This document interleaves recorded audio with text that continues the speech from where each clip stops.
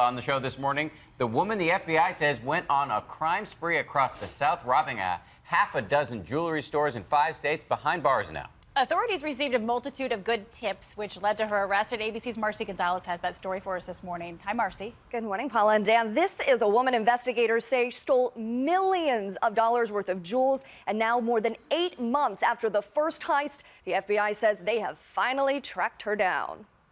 This morning, Abigail Kemp is in an Atlanta jail, accused of committing a string of armed jewelry store robberies across 5 states. Kemp was arrested yesterday after the FBI investigation into at least 6 violent heists led them to this Cobb County home, and a suspect just 24 years old. I think if you are seduced by the rush, it doesn't matter what your age is. It becomes intoxicating. And the idea that you can then maybe do a 4th, maybe do a 5th. In her case, we think she's done maybe at least 6. The arrest affidavit revealing new details about each crime, explaining they were carried out much like the one caught on camera at this Reed Jewelers in Panama City Beach, Florida. There, the documents allege Kemp, at gunpoint, ordered 2 store employees to the store's restroom, made them lay face down on the floor, and zip-tied their hands.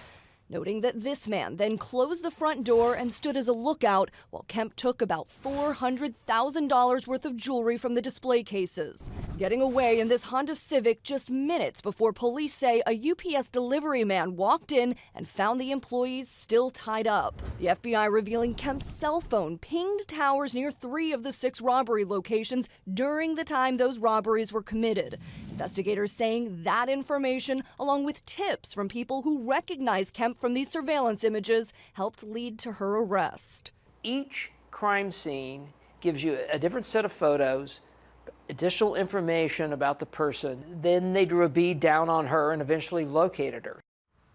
And the FBI also arrested one other person. They haven't released that suspect's name or said if it's that accomplice who was shown in the surveillance images. Also, still no word on whether any of that stolen jewelry was recovered. That's a big looming question, no question. Oh, yeah. The question for me is, like, why don't you wear a disguise? Why don't you somehow do something to cover up what you actually look like? Yeah, it's a whole lot of confidence. I know, it really is.